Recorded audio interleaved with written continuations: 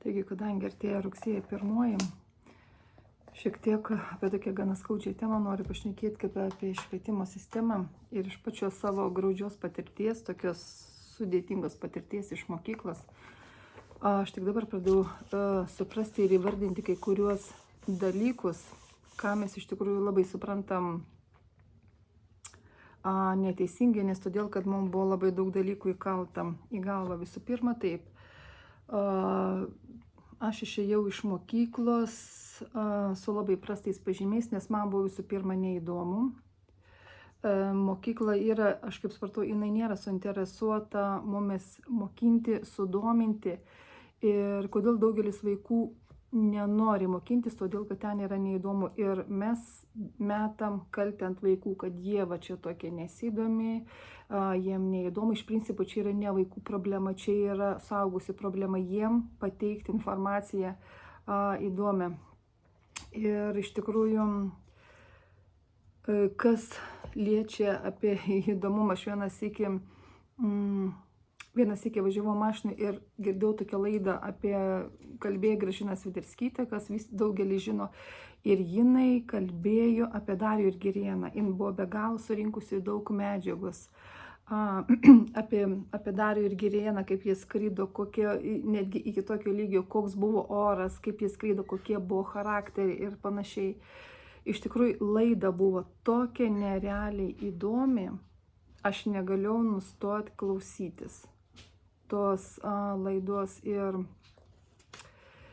iš tikrųjų, ir aš tada pamačiau va tokią dalyką, aš nesuprantu, kodėl mokyklose yra tokia sausa informacija, tarkim, ta pati istorija, ar ne, kur aš tikiu, kai daugelis sako, kad jinai 2 kartus perrašyta ir mūsų vaikai turi mokintis. Ir ta prasme, informacija yra tokia sausa ir neįdomi ir mes po to kaltinam vaikus, kodėl jie nesimokina. Ne? Ir aš, pavyzdžiui, esu, tarkim, visiškai nedraugauju su skaičiais, aš esu ne matematikas. Iš tikrųjų, aš turiu talentą piešti, aš tapau paveikslus, galiu padaryti, iš tikrųjų, daug turiu savo darbų. Bet kadangi aš nedraugauju nei su skaičiais ir įdomus koks momentas, kad nors ir nedraugauju su skaičius, bet tarkim eilę metų, kaip sakyti, aš va tokį momentą supratau, kad iš tikrųjų pats mokslas, jis yra žiauriai įdomus, matematika yra įdomi, rašyti yra įdomu, istorija gali būti įdomu, viskas gali būti įdomu, jeigu įdomi ją pateikti. Bet mūsų švietimo sistema jinai nėra sudominta išmokinti vaikus. Va tą aš supratau. Ir kalbant apie mane, aš išėjau su labai prastais pažymiais, nes man buvo neįdomu, aš nesimokinau ir vat visi tie pažymiai, kuris, tarkim, tos pačios matematikos, ten sunkiai aš ją išlaikiau. Ir aš iš mokyklos išėjau su tokiu kaip lūzerio antspaudu. Ir aš laik galvoju apie save, nes ką pažymiai daro. Tarkim, jeigu tu neįtelpi tą sistemą, jeigu tu esi sudėtas iš trikampio, bet sistema yra kvadratinė ir tu neįlysi tą sistemą, ar ne, mes visi esam skirtingi, bet visiems išdėtas vienodas štampas, vienodi standartai. Ir aš neįtilpau tos standartus, išėjau kaip lūzeris ir eilę metų buvau tokia viduje, tokia nepilnavertiška, nes aš tipo nesimokinau, uždėtas toksai yra toks kaip štampas uždėtas, jeigu tu čia gerus pažymius turi, jeigu čia mokiniesi, tu čia vau kažkas yra, nors, kaip pagalvoju, 90% informacijos yra visiškai nereikalinga ir nenaudojama. Ir mokiniai, kai baigia mokyklą, antrą dieną jau pamiršta didžiąją dalį, ką mokinasi. Ir iš tikrųjų, kalbant apie visą tą švietimo sistemą, netgi mūsų patys vaikai iš tikrųjų tokie labai kūrybingi ir ten filmus kūrė, jie ten personažais rengėsi ir čia vienais metais netgi va toks momentas buvo, jie sugalvoja, kad jie ateis su kostiumais, su skrybelėm ten, ta prasme, su marškinukais, ar ne, ir žodžiu, jie galvoja, čia vau, jie prisigalvoja, prisisvajoja, čia rugsėjo 1 ateis, jie ten kažką darys, bus įdomu, smagu, ir jie sugalvoja, kad reikia mokytojas paklausti. Ir aš labai suabejoju to sprendimo, nes aš galvoju, kad mokytoja leis ir būtent neleido. Ir ta prasme, va tokia maža smulkmena jau nuo pat pirmų dienų užmuša visą vaikų kūrybiškumą. Nes iš principo mokykla yra iškėlusi standartus matematikai, kalbai, istorijai, ten fizika, chemija, kalbos kai kurios ar ne. Bet tarkim, kas liečia menus, sportą, muziką, ar ne, dailę, mokykla nesuinteresuota, o taigi begalės vaikų yra mokykloje būtent su šitom dovanom. Ir dabar kas gaunasi? Šitie vaikai ne visi patempė matematiką, kažkas lietuvių nepatempė, nes jie viduje yra kūrybingi ir jiem tai yra liūdnos pamokos. Ir jie nepatempė iki to, tada kas gaunasi? O dabar pamastykime tokį dalyką. Tarkim, aš esu dailininkas, ne? Ir jeigu iš tikrųjų, kaip sakom, kam yra skirti pažymiai, ne kad įvertinti, dabar pasižiūrėkime, ar iš tikrųjų pažymiai ir vertina mokyklai. Tarkim, aš esu dailininkas, aš galiu tobulai nutapyti tobulai. Ir aš jį nutapau. Tai gerai, jeigu mes dailės pamokoje iškeliame standartą į mano lygį, ar ne, mano aukštas lygis, tarkim, ne dailininkui. Iškelkim standartą. Taip, aš gaunu iš dailės 10. Ir imkim matematiką, kuris net nežino, iš kurios pusės pieštuką pasidrožti. Tai irgi iškelkim iki mano standarto, jisai nepadarys šito standarto, automatiškai tada turėtų gauti dvejetą. Jeigu mes vertinam palei, tai ką mes mokame, ne, palei galimybės vertinama, ne, tai sakys, taip, jis nemoka piešti, bet aš matematikos nesuprantu. Tada klausimas, kodėl man rašo dvejetą, trejetą, nes aš nepatempiu jo lygį, o jam labai lengva matematika yra. Tada klausimas, o kodėl tada aš iš matematikos gaunu trejetą, dvejetą, o jis iš dailės, nesvarbu, visi mažiausias ten jau bus 7 koks, ten biškį nedatempiai, suprantat? Ir čia situacija yra tokia, tarkim, jeigu imti mokyklą, muzika, dailė, sportas, normatyvai būtų iškelti ar ne, tarkim, muzika būtų irgi iškelta į aukštesnius standartus. Ir kiekvieną vaiką matytumėm palei sugebėjimus, nes mūsų tikslas koks? Vertinti palei kažkieno sudarytus standartus, ar vertinti palei ką vaikas moka ir šitą sritį padaryti juos stipriausią, mokykloje dar. Tai aš spėju taip, iš dalis matematikos turėtų dvejetą, aš iš matematikos irgi turėčiau dvejetą. Tai reiškia, mes kai baigiam mokyklą, mes išeinam daugelis su vienodu vidurkiu.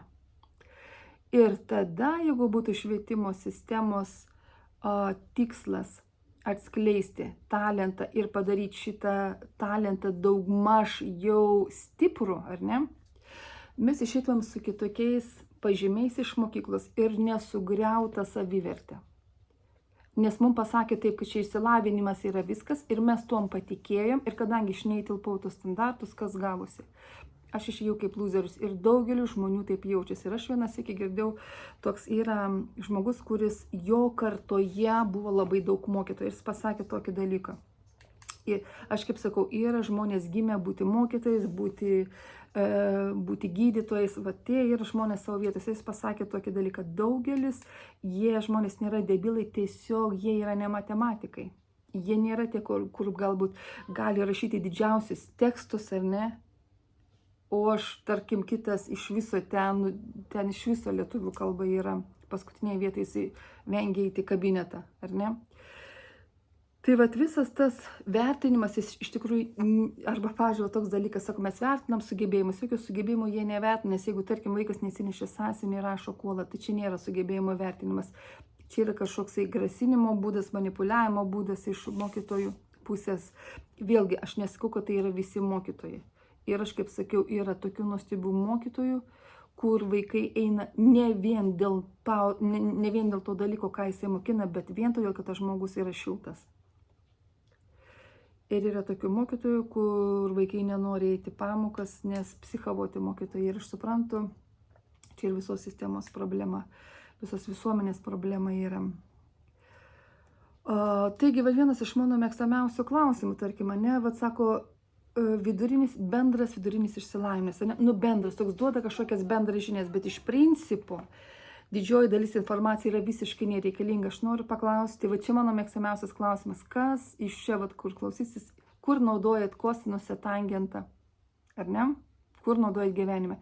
Aš vaikų klausiu, sakau, mokytojas, paklauskit, kur Jie naudos tą matematiką, tas visas formulės, lygtis. Ir mokytas aiškiai pasako, jos bus jum nereikalingos. Aš suprantu, tai yra tik tie, kurie ten toliau matematikos mokinsis, ten inžinierija, dar kažkas jiem gal reikalinga, bet ta prasme, čia yra vienetai. Ir tarkim, tas pats Puškinas, jisai, ta prasme, kaip jis mums duoda bendrą įsilavinimą, ką jisai lavina. Dabar jis reikalingas mums yra. Suprantat, Puškinas, visokie tie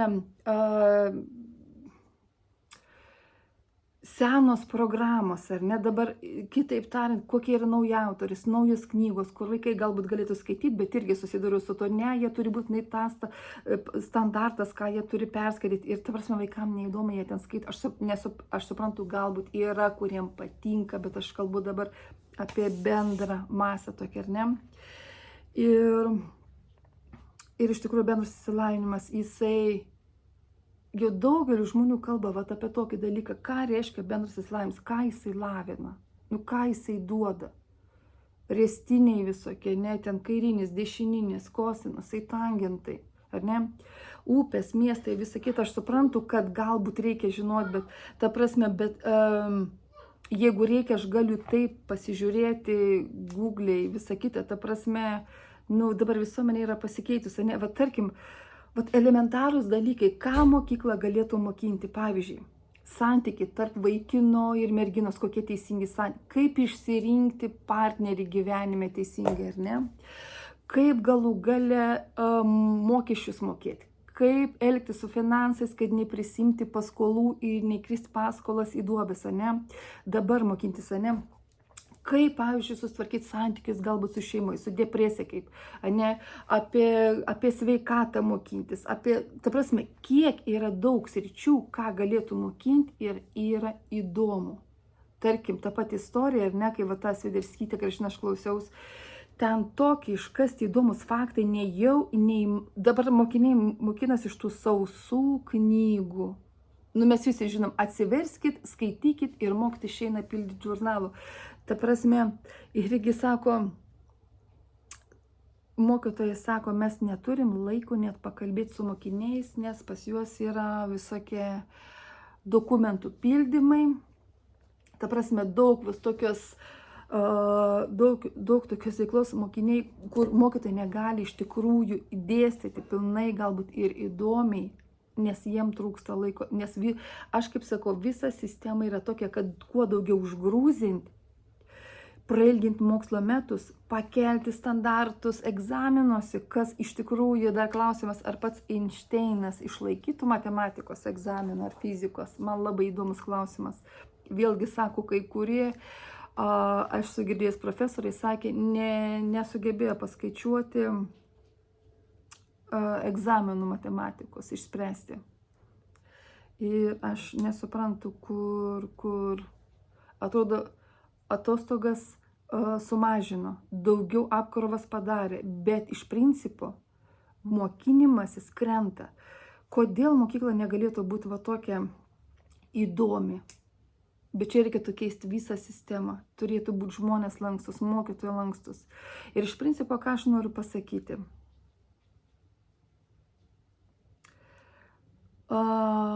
Kad visų pirma, nėra tokios politinės partijos, kurie atneštų šviesų rytoj, niekada tai nebuvo, čia yra melas.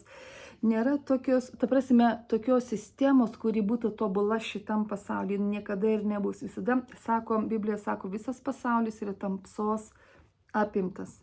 Suprantat? Reiškia, tamsa įėjusi visur, į švietimo sistemą, ta prasme, tarkim, tie patys vaistai žmonių negydo ar ne, tik simptomus nuima. Imkim visas sritis, visur yra tamsa. Netgi toks dalykas, pavyzdžiui, kad, čia iš viso man šokas buvo. Istorijos knygoje 5 klasėje mokiniai mokinasi, kad žmogus yra iš beždžionės. Iki šiol dar skirti 5 puslapį, aš vaikams sakiau, šito jūs galite nesimokinti. Ir vieną eilutę įdėta parašyta, kad Dievas sukūrė žmogų. Vieną eilutę. Ir 5 puslapiai ten, kaip tas pirmykštis žmogus gyveno, kaip jis valgė, kaip jis ten žodžiu, kaip jis ten gyveno, kaip jis medžioja ir visa kita, visa ta nesąmonė. Ir paradoksas, kame, nu, va, švietimo sistema galvoje netelpa. Žodžiu, taip, yra tikybos pamokos kaip eini į bažnyčią. Automatiškai bažnyčia, nu kaip, nu, jie irgi Bibliją skaito, ar ne? Ten irgi parašyta, kad žmogus Dievas sukūrė. Tai dabar taip, švietimo sistema mokina, kad žmogus iš bežionės ir to pačiu mokina tikybos į Dievą. Ta prasme, iš viso galvoj netelpa tokia košė kažkokia, tik mokin, bet tik mokin, grūs vaikam informacija, kuri yra nereikalinga, jinai yra dar, ta prasme, tuščia, buka ir neteisinga. Irgi aš skaičiu, kad istorija 2 kartus perrašyta, tada nežinau, ką mes ten mokinamės, iš tikrųjų istorijas. Taigi, aš noriu pasakyti, kad vienintelis dalykas, bus 1000-metė karalystė, tik tada bus įmanoma keisti sistemą, kad jin būtų teisinga, kad jinai ugdytų, kad jinai mokintų, kad vaikai norėtųsi mokintis ir jie lavintųsi. Aš savo išsivedžiau tokią formulę. Išsilavinimas yra tada, kai tu surandi savo dovaną ir ją išlavini.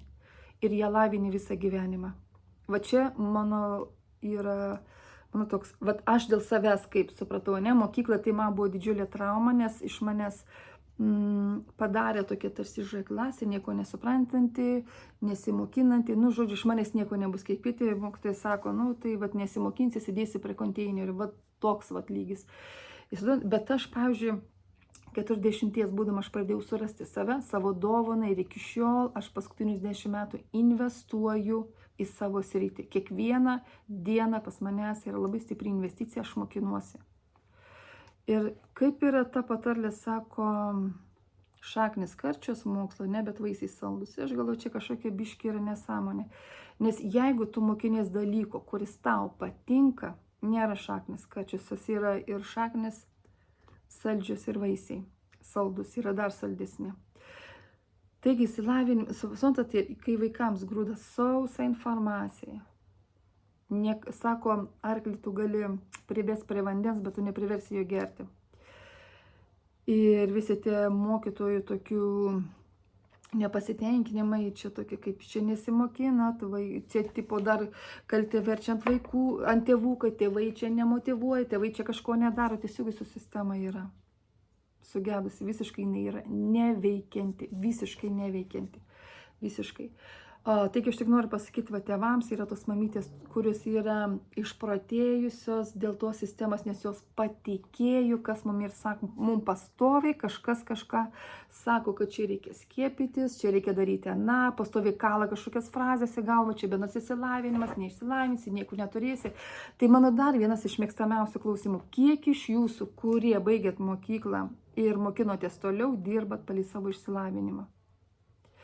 Šiaip iš principo labai įdomu būtų statistika tokia ir man dar klausimas toks irgi vienas iš, jeigu galite netgi komentaruose parašykit, kur naudojat kosinusą tangentą.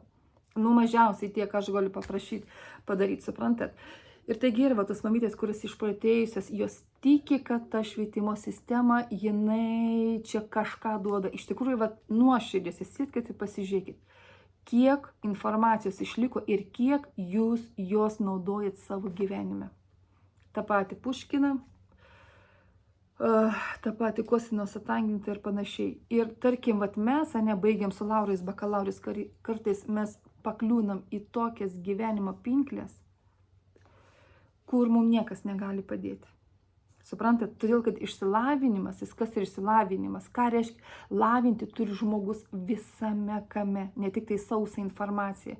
Suprantat, ir visų pirma taip, aš kai suradau Dievą, aš kai pradėjau pažinti jį, nes jis yra mano dizaineris, būtų taip galim pasakyti, tada jisai man parodė, kas esu aš, ką jis įdėjo, kokias dovanas, kokią funkciją įdėjo mane.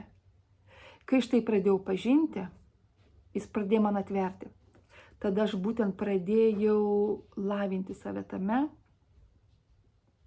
Ir aš esu pats laimingiausias žmogus, nes aš atradau save ir išlavinau save. Va čia yra tikrasis išsilavinęs. O visi kiti tie, kur tokia pasaulio šitą sistemą norim pasakyti, kad čia yra išsilavinimas, jisai, aš nežinau, kiek jisai vertas iš tikrųjų. Išsilavinimas galėtų būti žymiai gilesnis ir įdomesnis, nei jeigu mums švietimo sistema siūlo. O tikrai matematika yra labai įdomi. Yra žmonės, kurie taip nuostabiai rašo ir žaviesi jų talentais. Yra žmonės, kurie piešia nuostabiai, kurie muziką kūrė nuostabiai, tai yra dovanas. Viskas yra įdomu, tik šitą mūsų švietimo sistemą padarė taip, kad mokslas būtų neįdomus. Ir aš nesakau, kad tai visiems, bet daugelis iš tikrųjų tai yra skaudi patirtis. Ir taigi mano palinkėjimas fanatiškai taip nežiūrėti, tai ir nespausti vaikų, negrasinti, jeigu tu neparneši 10-ko, čia yra tokių, kurie bijo eiti namo, nes jisai vietoj 10-ko 9-ką parnešė. Žodžiu, išsilavinimas yra taip, kai tu atrandi savo dovaną, tu kaifuoji nuo to, ką tu darai ir tu save lavini visą gyvenimą. O čia yra išsilavinimas tikrasis. Tai visiems rugsėjo 1 išminties ir kantrybės.